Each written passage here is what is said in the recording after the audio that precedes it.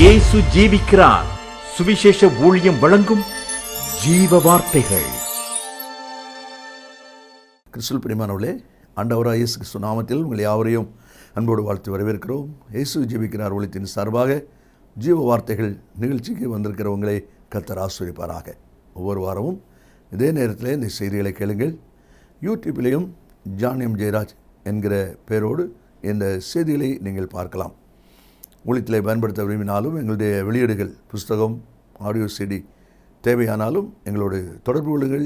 நாம் ஒருமித்து கர்த்தருடைய நாமத்தை மகிமைப்படுத்துவோமாக. இந்த நாளிலும் தேவன் நமக்கு தருகிற வார்த்தை வாசிக்கிறேன், ஜெபத்துடன் கேளுங்கள். ஆதியாகமம் 41 அதிகாரம் 14 பார்வோன் யோசேப்பை அழைப்பித்தான். அவனை தீவிரமாய் காவல் கிடங்கிலிருந்து கொண்டு வந்தார்கள். அவன் சவரம் பண்ணிக்கொண்டு வேறு வஸ்திரம் தரித்து பார்வோனிடத்தில் வந்தான். சிறை கைதியாக கிடக்கிற யோசேப்பை பார்வோன் அழைப்பு கொடுக்கிறான். தேசத்தினுடைய ராஜா, சகல அதிகாரம் படைத்த சர்வாதிகாரியாக இருக்கிற பார்வோன் கைதியாக இருக்கிற யோசேப்புக்கு அழைப்பு கொடுக்கிறான். அந்த சிறைச்சாலையில் அவன் வெளியே வரும்பொழுது சவரம் பண்ணிக்கொண்டு என்று பார்க்கிறோம். ஒரு சுத்திகரிப்பு நடக்கிறது. வேறு வஸ்திரம் தரித்து கொண்டு, கைதிக்குரிய வஸ்திரம்தான் சிறைச்சாலையிலே, அந்த கைதிக்குரிய வஸ்திரத்தை மாற்றி ராஜாவுக்கு முன்பாக, பார்வோனுக்கு முன்பாக கொண்டு வருகிறபடினால் வேறு வஸ்திரம் தரித்து அங்கே யோசேப்பு கொண்டு வரப்படுகிறதை பார்க்கிறோம். எப்பொழுது இந்த பார்வோன் யோசேப்பை அழைப்பித்தானோ அதற்கு பின்பு மீண்டும் அவன் சிறைச்சாலைக்கு போகவில்லை என்பது மிக முக்கியமான காரியம். இந்த வார்த்தையில் கேட்கிற அன்பு நேச பிள்ளைகளே, பலவிதமான சிறையிருப்பின் அனுபவத்தில் இருக்கிற ஜனங்களை பரலோகத்தின் தேவனாய கர்த்தர் அழைப்பு கொடுக்கிறார். இந்த வார்த்தையை கேட்டுக்கொண்டிருக்கிற நீங்களும் கூட ஏதோ ஒரு சிறையிருப்பில் இருப்பீர்களானால், ஏதோ ஒரு வேதனையிலே, ஒரு காயத்திலே, அல்லது தொழிலில் ஏற்பட்ட ஒரு முறிவிலே, இப்படி ஏதோ ஒரு சிறையிருப்பின் அனுபவத்தில் இருக்கிறவா நீங்கள் இருந்தாலும், இன்றைக்கு உங்களுக்கு நேராக பரலோக தேவனுடைய அழைப்பு வருகிறது. பார்வோன் யோசேப்பை அழைப்பித்தான். ஒரு மனிதன், ஒரு ராஜா தான் அழைப்பித்த மனிதனை மீண்டும் சிறையிருப்புக்கு அனுப்பவில்லை. பரலோக தேவன் மட்டும் அனுப்பிவிடுவாரா என்ன? நீங்கள் கர்த்தரை வார்த்தையை விசுவாசித்து நீங்கள் பற்றி கொள்வீர்களானால், இந்த நாளிலே இதுவரை உங்களை வேதனைப்படுத்தி கொண்டிருந்த அந்த சிறையிருப்பின் அனுபவத்தில் ஒரு மாற்றம் உண்டாகும் என்பதிலே சந்தேகமே இல்லை. அதைத்தான் இங்கே நாம் வாசிக்கிறோம். என்ன சம்பவம் நமக்கு தெரியும். பார்வோன் சொப்பனம் காண்கிறான். 7 பசுக்கள், 7 கதிர்கள். அந்த சொப்பனத்திற்கு அர்த்தம் யாராலும் சொல்ல முடியவில்லை. இந்த நிலையிலே பானபாத்திரக்காரன் தான் சிறைச்சாலையில் இருக்கும்போது யோசேப்பு தான் கண்ட சொப்பனத்துக்கு அர்த்தத்தை சொன்னதை அறிந்தபடியினால் பார்வோனிடத்திலே அதை சொல்லுகிறான். அதன்படியாக யோசேப்பு அழைக்கப்படுகிறதை நாம் அங்கே பார்க்கிறோம். யோசேப்பு வருகிறான், சொப்பனத்தினுடைய அர்த்தத்தை சொல்லுகிறான். அந்த சொப்பத்தின்படி 7 வருடங்கள் பரிபூர்ணமான ஆசீர்வாதம் உள்ள வருடம். அதை தொடர்ந்து 7 வருடங்கள் மிக மிக கடுமையான பஞ்சத்தின் நாட்கள். அந்த பஞ்சத்தின் நாட்கள் இந்த செழிப்பான நாட்களை விழுங்கக்கூடிய அளவுக்கு பயங்கர பஞ்சம். ஆகினாலே ஞானமுள்ள, விவேகமுள்ள நபரை ஏற்படுத்தி ராஜா செயல்படுவாரானால் பஞ்சத்தின் நாட்களிலே தப்பிக்கொள்ளலாம் என்கிற ஒரு ஆலோசனையை தேவனுடைய ஒரு வாக்காக யோசேப்பு சொல்வதை அந்த பகுதியிலே நாம் வாசிக்க முடியும். இதை கேட்ட அந்த ராஜா, அவர் சொல்லுகிற வார்த்தையை நாம் கவனிப்போமானால் 39வது வசனத்தில், உன்னை போல விவேகமும் ஞானம் உள்ளவன் வேறு ஒருவனும் இல்லை. ஆகையினாலே நீ என் அரண்மனைக்கு அதிகாரியாக இருப்பாய் என்று சொல்லி யோசேப்பை தனக்கு அடுத்த ஸ்தானத்தில் அதிகாரியாக்குகிறான். இந்த வார்த்தையில் கேட்கிற அன்பு நேச பிள்ளைகளே, அவனுடைய நிலையை பார்க்கும்போது சிறை இருப்பில் இருக்கிற ஒரு கைதி. ஆனால் பார்வோனுடைய அழைப்பு வந்த பிறகு பார்வோனுடைய மனதுக்கு விருப்பத்துக்கு ஏற்றபடி அவன் விரும்புகிறபடி சொப்பனத்துக்கு அர்த்தம் சொன்ன அந்த காரியம் பார்வோனுடைய இருதயத்தை கவர்ந்து கொண்டபடினால், உன்னை போல ஒரு விவேகம் ஞானமுள்ளவன் யாரும் இல்லை என்று சொல்லி தனக்கு அடுத்த ஸ்தானத்தில் வைக்கிறதை நம்ம அங்கே பார்க்கிறோம். 2-3 காரியங்களை வேகமாய் நான் வாசித்து ஜெபிக்க போகிறோம். என்ன? பார்வோன் யோசேப்பை அழைப்பித்தான். அந்த அழைப்புக்கு பின்பு யோசேப்பினுடைய காரியம் எவ்விதமாக இருக்கிறது? கர்த்தர் யோசேப்போடு கூட இருந்தார். அவன் காரிய சித்தி உள்ளவனானான் என்று 39:2 வாசிக்கிறோமே. அதே கர்த்தர் சிறைச்சாலையிலும் யோசேப்போடு இருந்ததை நான் வாசிக்கிறோம். இந்த அழைப்புக்கு பின்பு அவனுடைய வாழ்க்கையினுடைய மாற்றம் என்ன? பரலோக தேவன் சிறையிருப்பு இருக்கிற உங்களை பார்த்து உங்களை பெயர் சொல்லி அழைக்கிறாரே, இந்த வார்த்தைக்கு கீழ்ப்படிந்து நீங்கள் வரவில்லைனால் இந்த நாளிலிருந்து உங்களுடைய வாழ்க்கையில் ஒரு பெரிய மாற்றத்தை நிச்சயமாய் காண்பீர்கள் என்பதிலே சந்தேகமே இல்லை. முதலாவது நாம் அதில் வாசிக்கிறோம் 41வது வசனம்.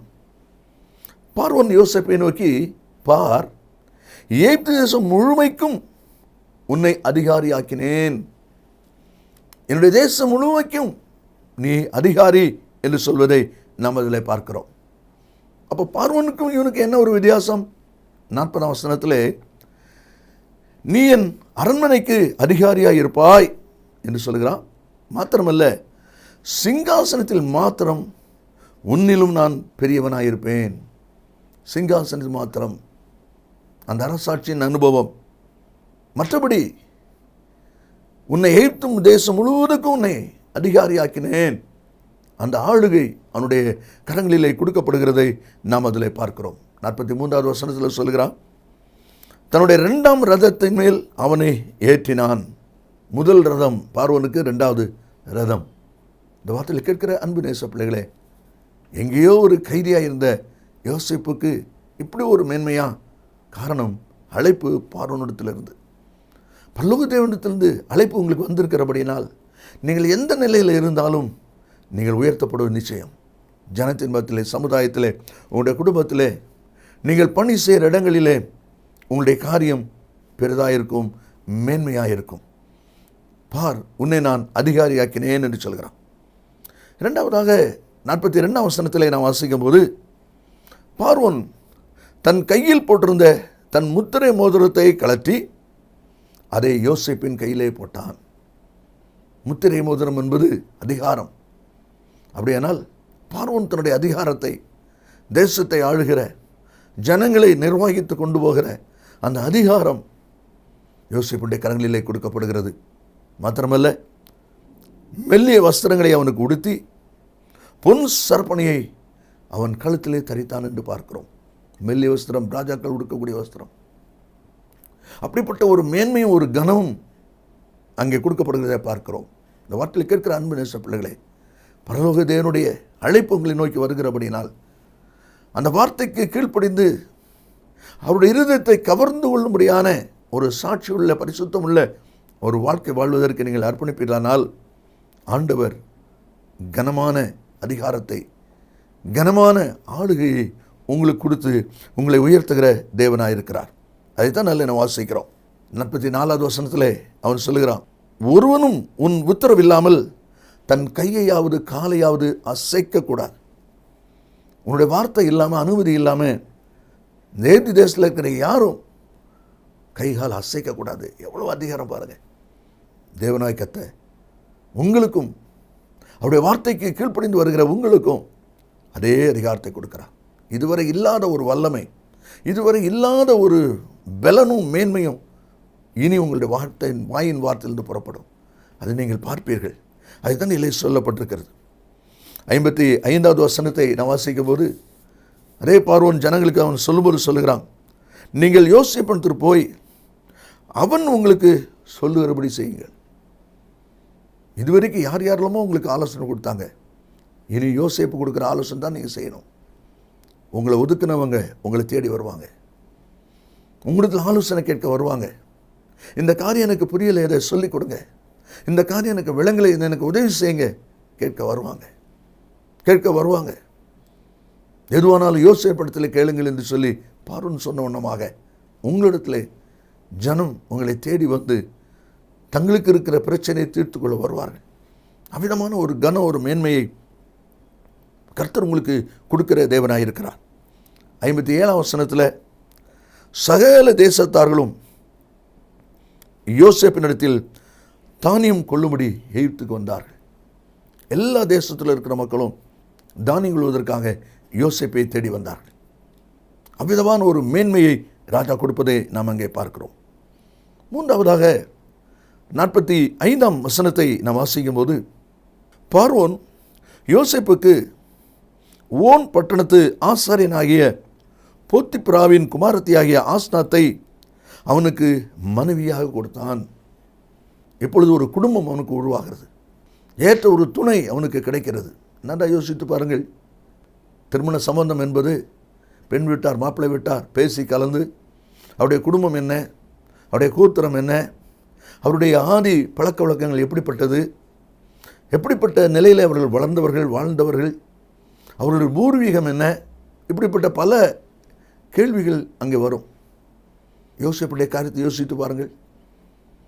யோசேப்பு அவனுக்கு கிடைப்பது ஆசாரியனுடைய மகள், ஓன் பட்டணத்தை பெரிய ஒரு ஆசாரியனுடைய மகள். அவ்வளவு உயர்ந்த ஸ்தானத்தில் இருக்க ஒரு ஆசாரியனுடைய மகள் அவனுக்கு எப்படி கிடைக்கிறார்? பெண்ணும் சாதாரண குடும்பத்தில் உள்ளதல்ல, பட்டணத்தினுடைய ஆசாரியன் அவனுடைய மகள்.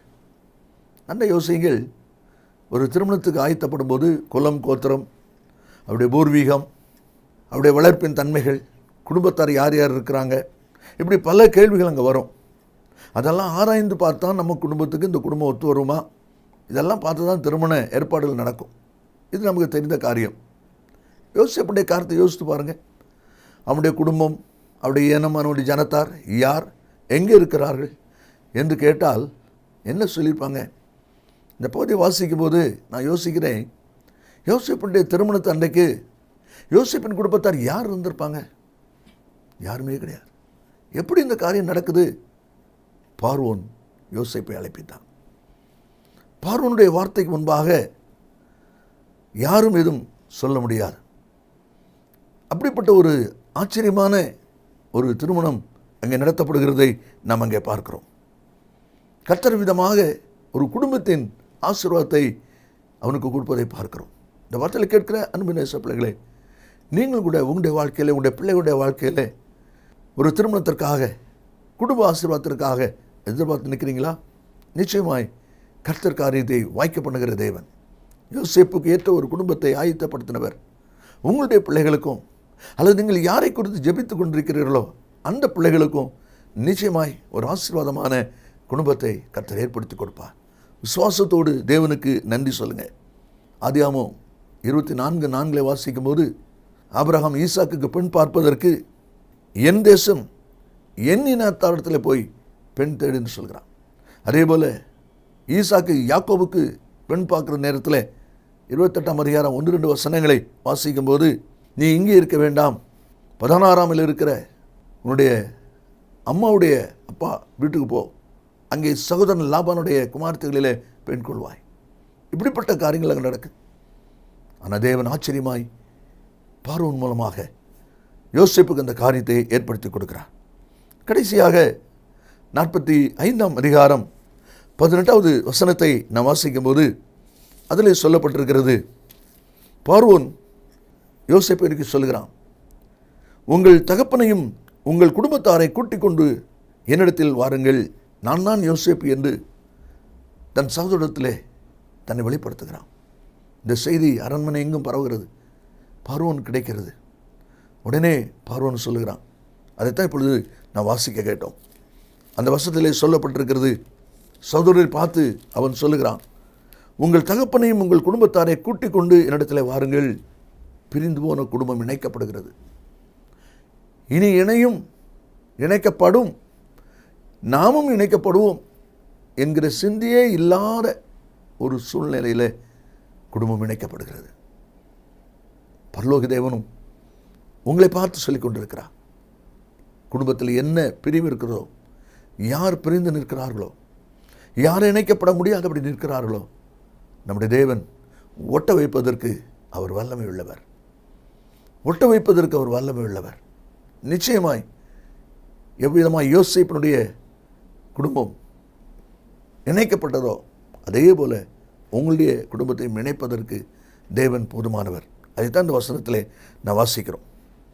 இது எப்படி இந்த இணைப்பு வருகிறது? தகப்பனத்தில் பேசும்போது உங்கள் தகப்பன் இன்னும் உயிரோடு இருக்கிறாரா என்று அந்த மனிதனிடத்தில் கேட்டார் என்று சொல்கிறான். 45:3 நான் யோசேப்பு என்று தன்னை வெளிப்படுத்தினவன் என் தகப்பன் இன்னும் உயிரோடு இருக்கிறாரா என்று கேட்கிறான். அப்படியானால் தன்னுடைய தகப்பன் குறித்து, தகப்பனுடைய சிந்தை குறித்த என்ன மனுக்கள் இருக்கிறதை கர்த்தர் அறிகிறார், உங்களையும் அறிகிறார். பிரிந்து போன குடும்பங்கள் இணைக்கப்படும்படி தேவன் தம்முடைய வல்லமுள்ள வார்த்தையை அனுப்பி கொண்டிருக்கிறார். நீங்கள் விசுவாசத்தோடு வார்த்தையை ஏற்றுக்கொள்ளுங்கள். நிச்சயமாய் நீங்கள் அற்புதத்தை காண்பீர்கள். நாம் ஜெபிப்போமா? கிருபை நிறைந்த நல்ல ஆண்டவரே, ஆசீர்வதிக்கப்பட்ட அந்த அருமையான விலைக்காய் ஸ்தோத்திரம். இந்த வார்த்தை கேட்டுக்கொண்டிருக்கிற ஒவ்வொரு பிள்ளைகளும் தங்களை ஆராய்ந்து நன்மை சுதந்திரிக்க உதவி செய்யும். நீர் சீக்கிரமாய் வரப்போகிறீரப்பா. பார்வோன் யோசேப்பை அழைப்பித்தான். எத்தனை ஆசீர்வாதமான அனுபவங்கள் உடைய வாழ்க்கையில் பரலோக தேவனாய கத்தை நீர் எங்களுக்கு அழைப்பு கொடுக்கிறபடினால் இந்த வார்த்தை விசுவாசிக்கிற ஒவ்வொரு பிள்ளைகளுக்குள்ளும் இந்த நாளிலிருந்து ஒரு விசேஷித்த ஆளுகையும் அதிகாரமும் அவர்களுக்கு கொடுக்கப்படுவதற்காக ஸ்தோத்திரம்.